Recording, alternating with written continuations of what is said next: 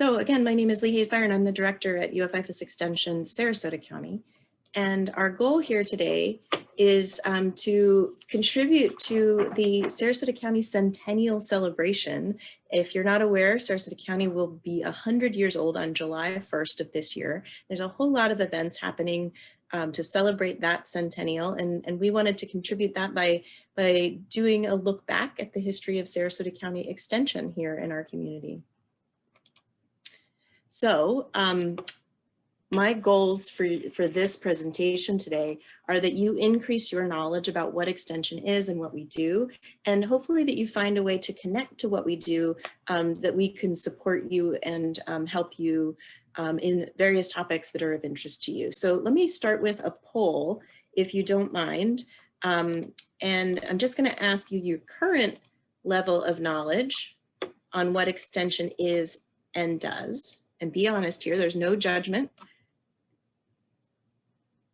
As well as how many of these ways of engaging with Extension have you done, ever in your life, even if it's not here in Sarasota County, in your previous state, wherever you might have been. So go ahead and take a minute to tell me how much you think you know about Extension, as well as how many of these tasks, of these ways to engage with Extension you have ever done, either locally or in another Extension community. Great, thank you so much for those quick responses. I've got just a couple more. Great, 100% of you. Thank you so much for engaging. So I've got some of you with medium knowledge and a couple with high knowledge. A couple of you are here to learn a lot about what we do. And we've got a good mix of people in the ways that you've engaged in our Extension efforts. And I'm really glad to see that. So hopefully all of you will find something else to connect with. And at the end of this presentation, you'll know a little bit more about who we are and what we do. Thanks for taking that poll with me. There'll be another one at the end, as you might guess. We here in Extension are really interested in tracking the kinds of impacts that we have. So I'm going to go ahead and dig into this. The answer to the first question of what Extension is. Extension is a partnership between Sarasota County, the University of Florida, and the U.S. Department of Agriculture. And Extension generally uses university research and resources to support local needs. And we do that through classes and outreach and volunteer opportunities. And the real ultimate outcome is that we provide practical education to help both residents and businesses build a better future, to answer their questions, solve their problems, and build a better future for our community. So this is a video that was developed by University of Florida IFAS Extension that I thought I would share with you all. It's just a minute, and then we will dig into our local efforts further. Let me know if you can't hear the sound.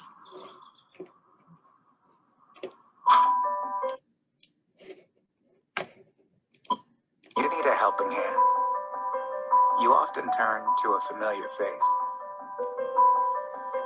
Someone you know. Someone you trust. Someone who doesn't just know the answer, they know you. We are that helpful friend. And we know your community because we're a part of it. From Monroe to Escambia, we take the knowledge and resources of the University of Florida and place them at your doorstep. Whether you need to learn how to protect your crops, figure out your monthly budget, save your county millions of dollars, or grow the food Florida families will eat, we have a program tailored for you. So just reach out, one neighbor to another, and let us show you what the science of better living can do.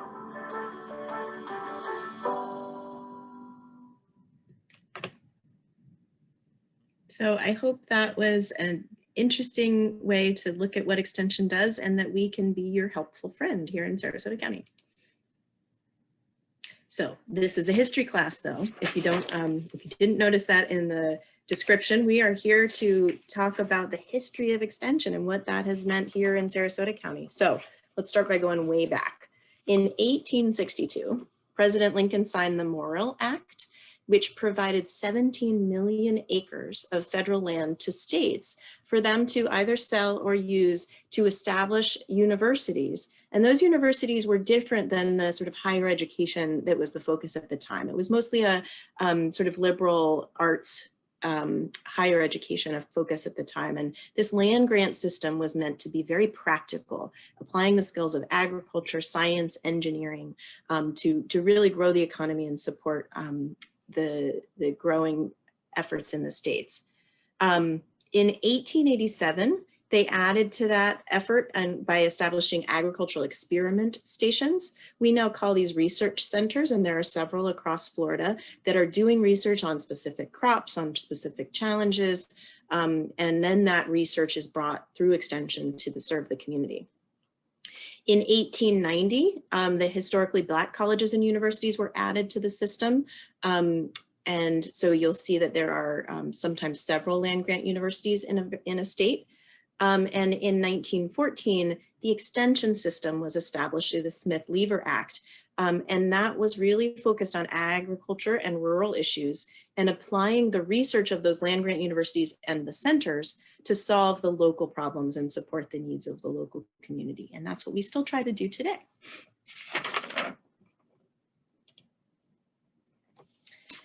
So in 1884, the Florida College of Agriculture was established. That was the state's first land grant university, and it was in Lake City. In 1887, the State Normal College for Colored Students, which later became Florida A&M University, opened in Tallahassee. So these were the first two land grant universities in Florida. And you can see this map of the United States and the various land grant colleges and universities across the country in each state. And that 1862, 1890, and 1994 indication tells you which of the federal laws those universities are affiliated with and funded through. So the 1862 was the Smith-Lever Act and the Morrill Act that created those land grant universities. The 1890 is the one that connected to historically Black colleges and universities. In 1994, they added designations for tribal and Native American colleges because you might have imagined that those 17 million acres that were provided by the federal government at the end of the 1800s actually used to belong to the indigenous community. And so they are trying to support those communities and tribal groups as well. So in 1906, here in Florida, the University of Florida opened in Gainesville. So we might have some Gators on with us today. And so that's when the Florida College of Agriculture was incorporated into that university, and they became one, and then University of Florida became the land grant, one of the land grant universities here in Florida. In 1915, P.H. Rolfs was named the first director of extension in Florida. And the challenge at the time that they were really focused on was the hog cholera epidemic. So there were these really big agricultural challenges that the country was facing at various times. There was the cholera epidemic among hogs, there was the Dust Bowl. So all of these big challenges were what extension was made for, really trying to help the farmers across the country address those challenges. In 1921, we've talked about 100 years ago, Sarasota County was created as a separate county splitting off from Manatee County. But in 1927, the first extension office opened in Sarasota County. So the extension service was established here separate from the Manatee County office in 1927. And PM Childers was our first agricultural agent established November 21st, 1927. We have a long history here in Sarasota County serving through extension. In terms of where we were physically, the first extension office itself, the building, we were in the county courthouse, which you can see is that A indicator on the map. In 1957, the extension office moved to the Sarasota County Fairgrounds, which is on Ringling Boulevard off of Fruitville there, on the B indicator. And in 2005, we moved to our own building, which we call the Green Building at Twin Lakes Park, which you can see in the C indicator there off of Clark Road east of the interstate. And that's where we still are today. And that's really a demonstration area that we use to teach about landscaping and green building. Those of you who've been in our community for any amount of time know that we're changing very quickly here in Sarasota County. This picture on the left is from 1901 at the corner of Main Street and Palm Avenue. And you can see there was a livestock fountain at that corner. And the picture on the right is the exact same spot, you know, over 100 years later. A lot has changed, and that history is embedded in our culture. So as I said, we're one of the fastest growing counties in Florida. We are seeing changes in our demography, but also in our economy. The basis of our local economy has changed a lot since there was that cattle fountain on Main Street. And we in Extension have continued to change to respond to those needs and to continue to support our full set of customers, no matter where they live. This is some data showing some historical trends that I found really interesting. So this is a timeline showing the change in agriculture throughout our national history. Let's see, 1860s to 1960s time period is really when there were the most number of farms. And then it started to go down after that. And you can see that that's really when the land-grant university system and the extension system were established, right in the peak of those needs. This one adds the Sarasota County data, which is really interesting, and it shows the percent of land used in farming and ranching.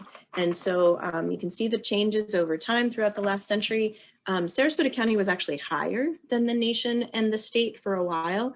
And then starting in the early 2000s, there was a significant drop in the percent of land used for farming. And it has become much more suburban than farming and rural.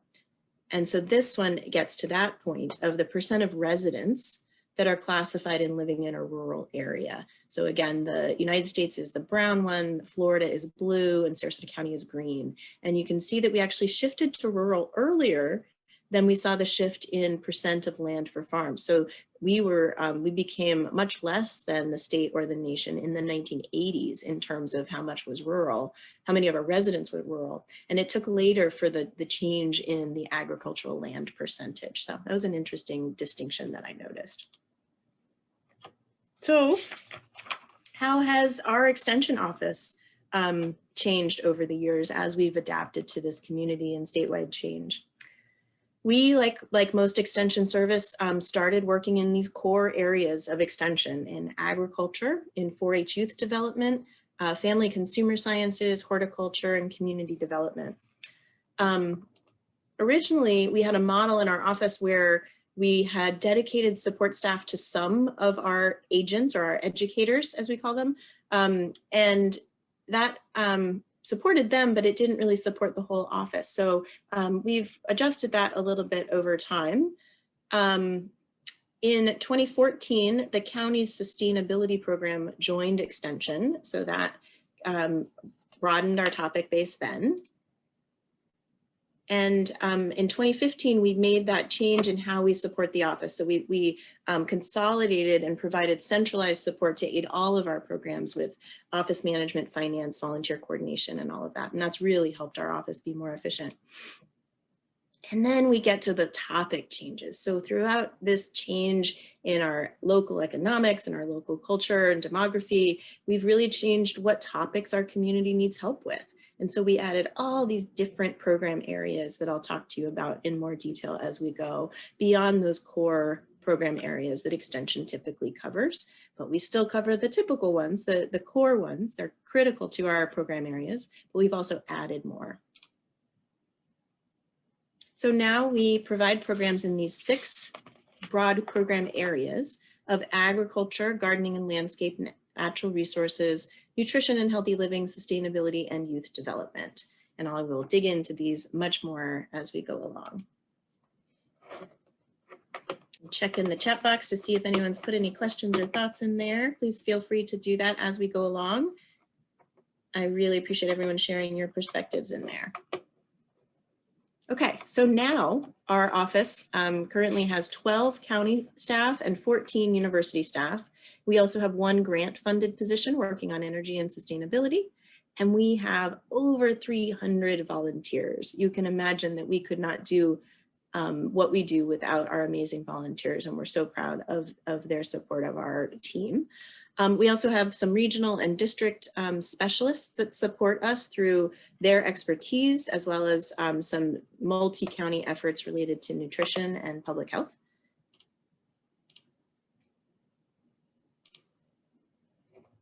There we go.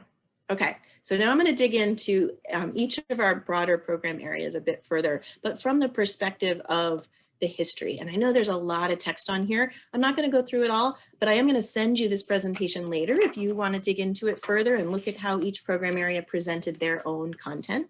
So let me start with agriculture. It's where extension started back in 1914, and it really remains a core of what we do. In fact, the University of Florida's extension program is under the Institute for Food and Agricultural Sciences. It is part of our name. And so we continue to proudly serve our agricultural community. There's currently 300 farms that are on more than 70,000 acres, producing $23 million in goods in Sarasota County every year. So our agricultural program goes from farm to fork. We support the farmers and ranchers with technical assistance and education on their skills and environmental and economic viability for their farms. And we also do agricultural awareness for the community as a whole. So we want the community to understand our local food system and how they can connect with our local farmers and ranchers, as well as how they can be responsible consumers within the food system. And we also are connecting our farmers and ranchers with other government programs that can provide some financial support, cost share programs, so that they can make the investments that are necessary for these best practices.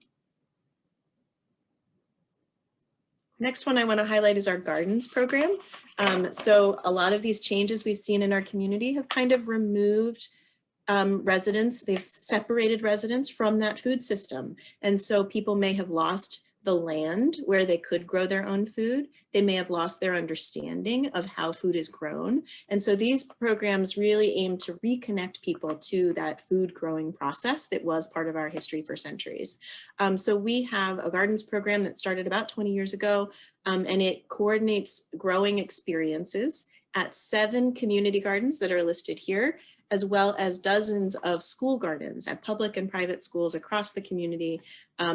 You know, the number of school gardens that we support ranges from sort of 30 in this last year when the pandemic made that quite difficult, up into the 60s on some of our biggest years when teachers and parent volunteers are really engaged in this gardening effort.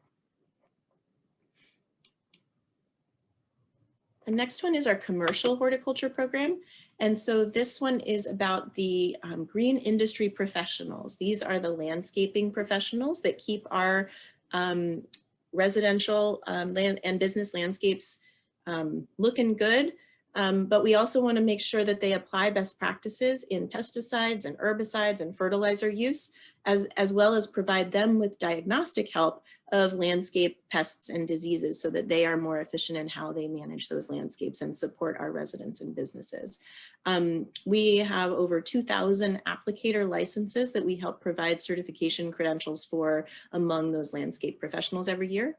And our commercial horticultural program also provides education on the importance of urban trees. So we have a Tree Juvenation Florida program about the benefits of trees, helping preserve canopy countywide, really educating community members and providing adopt a tree events and scavenger hunts and ways to really talk about the benefit that those trees provide to us as a community. Our residential horticulture program is focused, as you might guess, on homeowners and residents. And that has obviously changed throughout the years. As we saw, the rural percentage has gone down, the suburban and urban percentage has gone up. So we want to help them as they learn how to manage their landscapes. It might be a garden, it might be a yard, it might just be a little sliver of grass between houses, but we want to make sure that they understand how to manage that sustainably. So we teach about Florida-friendly landscaping, the 9 principles of protecting wildlife, water, and other natural resources through our landscaping. We have almost 200 Master Gardener volunteers who go through extensive training, and then they help us reach out to the community to share these Florida-friendly landscaping practices. They provide plant clinics where people can call or email or come in person once we open those back up really soon to ask their questions across the community. And our Rain Barrel Workshop program has distributed more than 3,000 rain barrels and taught people how to use them to save water. So those are just some of the ways that our residential program is supporting our community. Our chemicals in the environment program is unique across the state. We're really proud of this one. As the population grew, so did the use of pesticides to control insects. And then folks started to be concerned about those pesticides and what is their impact on pollinators, on beneficial insects, on personal human health. And so the county, Sarasota County, has responded with policies on our own use of pesticides. And in 2014, we created this Chemicals in the Environment program, which was the first in the state focused on that. And it's really focused on environmentally sound approaches and reducing chemical impacts on the environment and public health. The next program I want to focus on is our Ecology and Natural Resources program. Again, as our community has shifted from being wild Florida, where we had just a few homesteads, to really being almost all a residential and business developed community, we've had habitat loss and fragmentation, and the wildland urban interface has moved really close to people's houses. So they're wondering about, what about this coyote in my yard? What do I need to worry about? They also want to know more about the natural areas that remain. So our Ecology and Natural Resources program has many programs, including Learning in Florida's Environment, that is an education program for youth. The Florida Master Naturalist program is an education program for mostly professionals. And then they bring that into their work life to educate the people they're working with. The Explore Your World Backpack program is for families that's available at our libraries to check out and bring out into the community and learn about their backyards.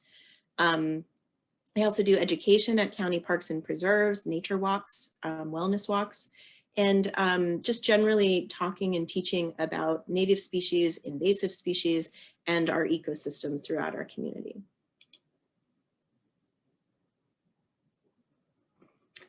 We also have an educator focused on our marine and coastal environments. So similar efforts related to making sure people understand and protect our natural resources, but these are specific to our coastal areas. So they focus on our mangroves and our estuaries.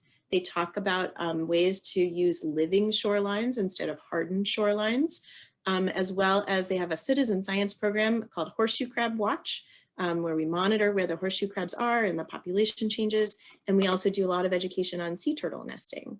So this coastal approach is similar to our natural resources one, just in a different ecosystem.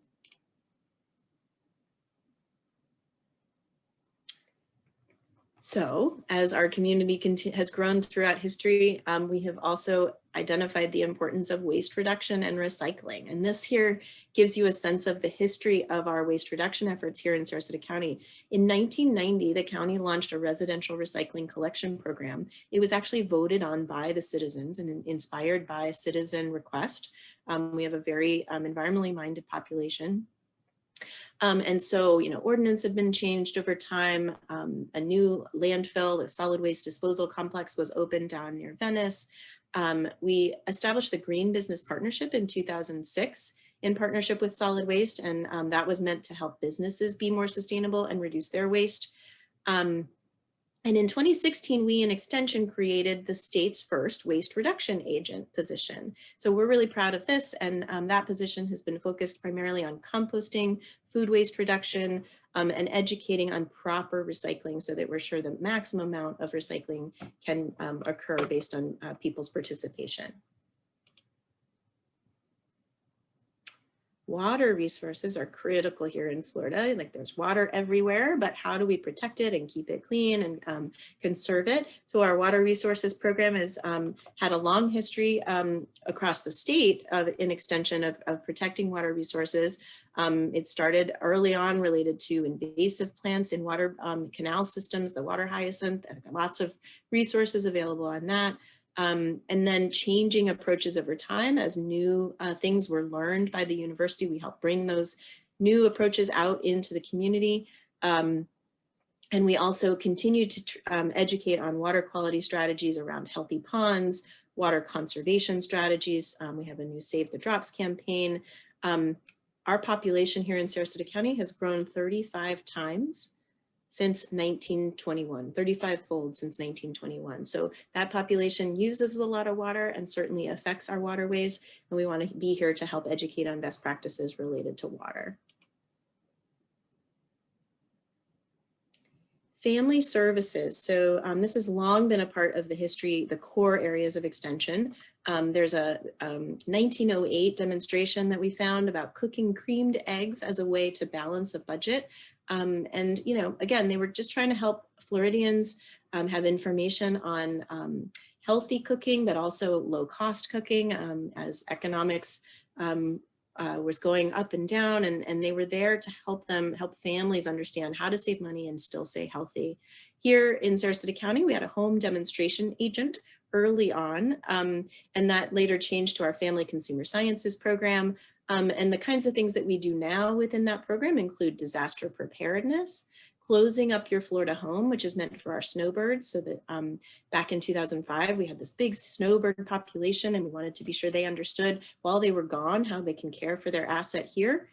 We have a Train the Trainer program through the Senior Friendship Center focused on senior health and wellness, and a lot of programs on food safety, personal health, cooking, and those kinds of things. So this is a really diverse program that's been around for a long time. Underneath that Family Consumer Sciences program is our Family Nutrition program. This is connected with the Supplementary Nutrition Assistance Program, or SNAP. It's what used to be called food stamps. It provides education to low-income families on healthy eating and physical activity. It is limited to just those low-income families, so we're really focused on serving those who are most in need.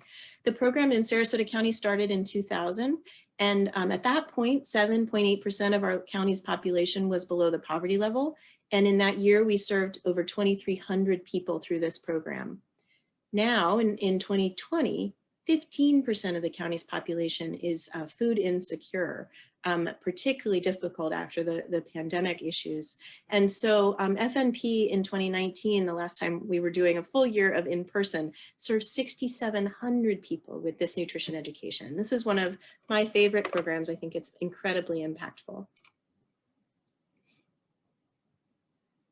Our sustainability program, like you heard earlier, moved under extension in 2014. It was actually launched by the county in 2002 and was, you know, in different areas within different county departments, but it's been with us in extension since 2014. And their efforts include operational efficiency for county government operations. That's our green building, our energy savings, trying to reduce our utility bills as a government. And then we also have energy and water efficiency, where we support that for the community, particularly with low income and nonprofits. And our Sustainable Communities Workshop was first held in 2006. This annual workshop brings almost 200 people every year together to hear best practices and sustainable efforts throughout communities and across the country. All right, I'm checking the chat box. If anyone has comments or questions, please go ahead and put them in there. I'd love to hear your thoughts. Our 4-H Youth Development Program has been, again, part of that core mission of Extension since Extension started. They actually started as these agricultural education programs where they focused on learning by doing. They taught agriculture projects to boys, and they taught home and family projects to girls. We certainly have changed with the times, and we are now providing education and engagement to youth on contemporary projects without those gender distinctions, We do public speaking, animal sciences, consumer education, more STEM focused things like engineering. And then our local program has the club-based program. So we have several clubs that are doing monthly and weekly meetings on various projects that the kids get to determine themselves, and then they teach each other about their projects. We have school enrichment programs where 4-H partners with the schools to develop in-school programming or after-school programming. And we have camping programs, which residential camping over the summer. Unfortunately, that's not happening this summer, but we do have day camping happening this summer. So if anyone has youth that are looking for camping activities, that'll be a great opportunity to get them outside and exploring our natural world. And we do partner with the Sarasota County Agricultural Fair for the youth to show their projects, which is always just such an exciting thing to see. So I was only able to share with you a small number of the projects that we do. We have so many different program areas and different initiatives that I hope you are aware of and will learn more about.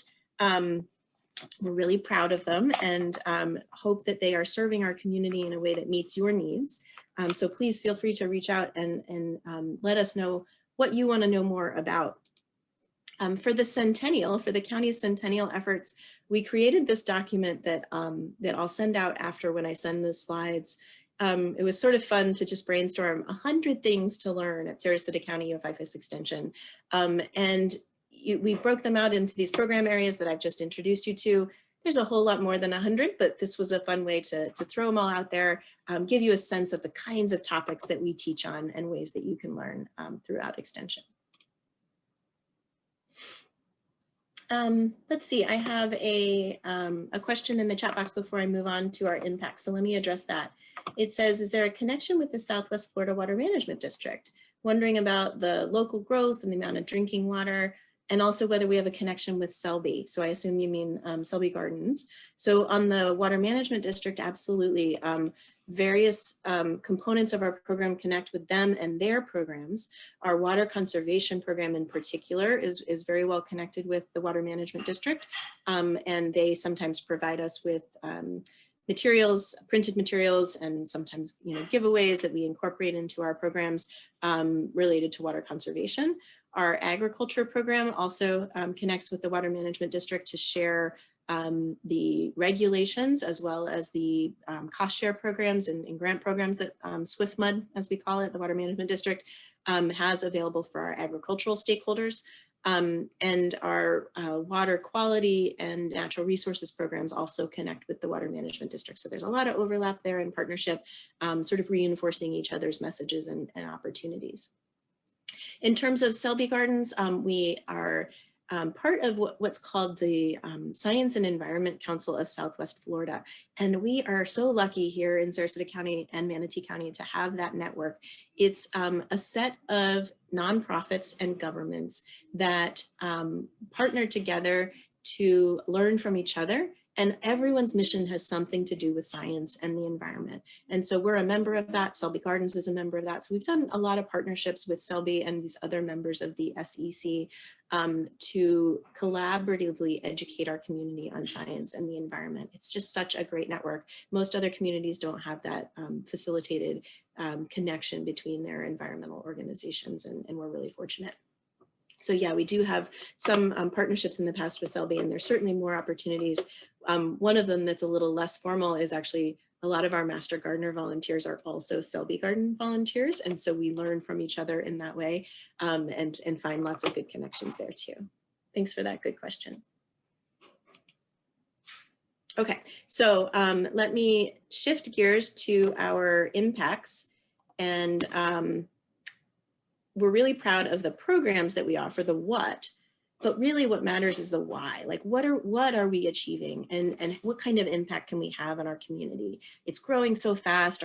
Many of our population are not from here. We have to constantly educate new people. So what kind of impact are we having here in Sarasota County? One thing to remember is that while our percent of agricultural land and percent of rural population has gone down, we still have a really high number of jobs connected to agriculture. Over 48,000 of our local jobs are connected to agriculture industries. And they're producing $2.7 billion in our regional impact here in Sarasota County. So we are very well connected to our agricultural community and their economic impact. Our volunteers I've talked about and bragged about, we're so grateful for them. We have over 300 volunteers who in 2020 worked the equivalent of $431,000 of contribution to our programming. We're really proud of that. The university likes to track the donors that live in our county, and so we're proud of those that have contributed to the university. And if you're interested in doing so, we actually have a page on our website of how to donate. There are ways to support our efforts here in Sarasota County directly through that page. And the kind of impact I'm looking for is, did we answer your questions? Were you happy with the information you got? And did you share that information with others? And so our satisfaction survey that we do every 5 years found that 77% of our clients really did feel like we answered their questions, we solved their problem, and they were going to share that information with someone else. That's really important to us. The other thing is sort of how many people are we reaching? And in 2020, we reached over 60,000 people through various educational contacts. That might have been an office consultation or a field site visit, might have been people attending our classes like you're doing today. They might have sent us a question by email that we answered and told them, that's this plant or this bug, and here's how you can manage it safely. And then we did a whole lot of online education, which we're also really proud of that increase over the last several years.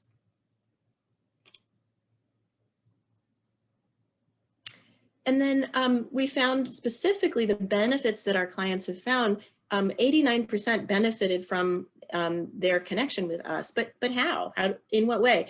45% of them said they saved money or increased their income. 43% said they're conserving water or energy. Almost 30% took advantage of our health and well-being classes and have changed their own personal health. So we're really proud of those specific and individual changes that have happened. And we've also been finding that we connect with people in many different ways. So when we did the survey, we found that people had been contacted or contacted us for different ways. So they don't just come to one class. They then come to a class, and then they contact us with a question, and then they go to another class. And that's what we want to build, is this long-term, deep relationship with our clients. So what do we do? What is extension? Remember, I asked you that in the beginning. Really, we bring that expert advice based on University of Florida research in order to answer our community's needs and answer your questions in practical ways. And if we don't have the answer, we're going to be honest about that, but we will try to connect you with someone who does. We're connected to the thousands of people in Gainesville and at the research centers across our state who can really help us answer those questions. So I'm going to do the poll again, and I've got these similar questions to ask you now that you've listened to me for a little while and hopefully learned something. These same questions. How do you rate your knowledge now about what extension is and what it does? And how many of these activities would you commit to doing in the next year? So do you think you might come visit us at our local extension office? Might you attend another one of our classes? You don't get to count today, right? This one doesn't count in the activities going forward. Might you volunteer with us or participate in 4-H or maybe participate in a school or community garden? So go ahead and tell me how much you know now about extension, as well as, what might you do? How might you connect with us going forward?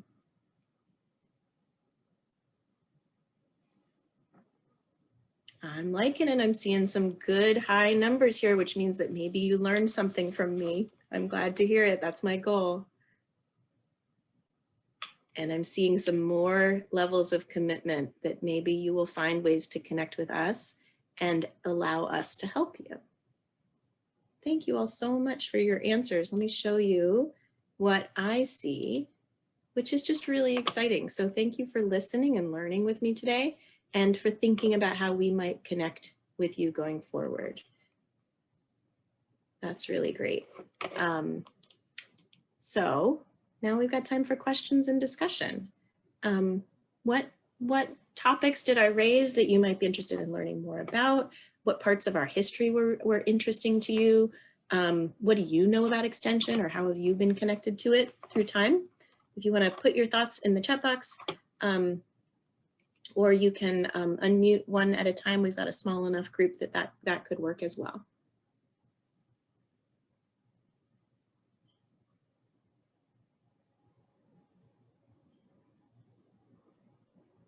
And if I answered all of your questions, then I'm glad about that, but I do want to make sure to invite you to continue to stay in touch and look for ways to get connected.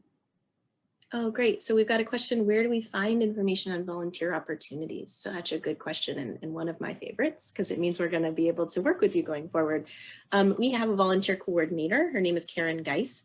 And if you want to reply to me when I send you the presentation and the resources that I mentioned, I'll get you connected with Karen Geis, and she can talk with you by phone or by email, and you can express the kinds of things that you're interested in, and she'll find a good fit for you. We have intense volunteering programs that involve lots of training in advance, and then you become the expert and you do the volunteering through that. And then we also have sort of one-off opportunities depending on what you're interested in. And we also want to know what topics you're most interested in. So if you're a gardener, we obviously will connect you with our Master Gardener program. But if you're an engineer or a teacher, or have done work with youth in the past, we have lots of opportunities to find ways to help. Thank you for asking that. So question: do you consider Florida Friendly to be a local niche for extension? It is an area of expertise that the state has really focused on, and it's something that we feel is really important for our local community. It doesn't mean that others aren't also knowledgeable in the general concept of sustainable landscaping. There's absolutely others in our community who are doing great work on that, but it is something that is well packaged from the university, and it makes it really easy to understand these 9 principles of Florida friendly landscaping: right plant, right place, talking about irrigation, how do we support wildlife.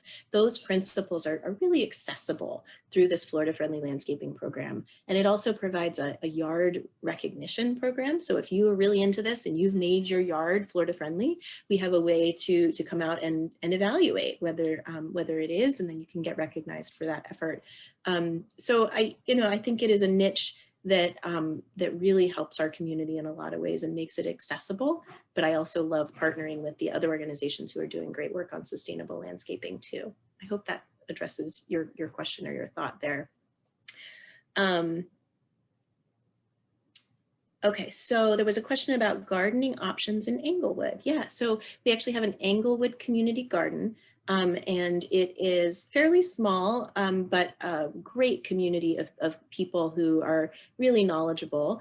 And so that Englewood Community Garden is something that I could connect you with. If you want to reply to the message I send and let me know you're interested in that, I can connect you with Mindy Hannock, who runs our Community Gardens program. And she'll connect you to the garden that is closest to you, but also let you know which ones might have room and which ones have waiting lists. So there might be one really close to you that has a waiting list, but one that's fairly close that might have openings. So we have one in Englewood, as well as one in Warm Mineral Springs in Northport. And so, yeah, and you also mentioned Culver House Community Garden is in Sarasota near Palmer Ranch. That's our largest one. It was the one you saw the picture of on that slide, but there are some others in South County as well. We also have a 4-H club in Englewood and some really interesting programs at Elsie Quirk Library. So if you're in South County, we certainly want to make sure that we're serving you as well. We do programs at Normal World. When we're starting back in person, which we are, you'll see programs starting to show up again at our libraries. Venice Library, Shannon Staub, Elsie Quirk for our South County residents. So in the meantime, and we will continue this, we've got webinars all the time on all of these topics. So probably the easiest thing for you to do in that list of commitments is to find another class that interests you and sign up for it. Most of them will be available virtually in the future, as well as we're starting up in-person ones again as well. Really good questions. Thanks, everyone. Anyone else have other thoughts?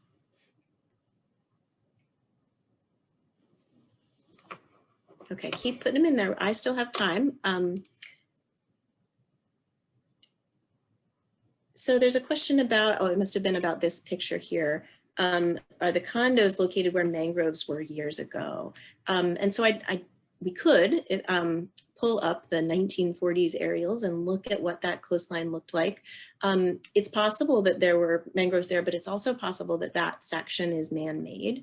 A lot of the waterfront areas in that particular area near downtown and Bird Key were actually dredged and filled to create the land in these unique sort of peninsula shapes and island shapes of Bird Key. So I'd have to look at the aerials, which is really interesting to do. And there's some great resources on the county's mapping website. If you go to scgov.net and do the A to Z and look for mapping or GIS, you can actually see those 1947 aerials and compare and look at what the habitats looked like before. And in some cases, there's land where there didn't used to be land, right?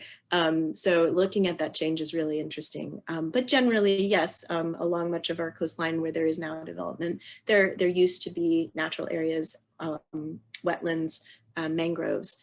They are more protected now, thankfully. And so existing mangroves are protected, and there are rules that we teach about, that our Sea Grant agent teaches about how to manage mangroves, how to trim them in a way that's in line with the regulations. So that kind of thing couldn't happen now without permitting and careful regulation on top of it. But throughout history, that has been possible.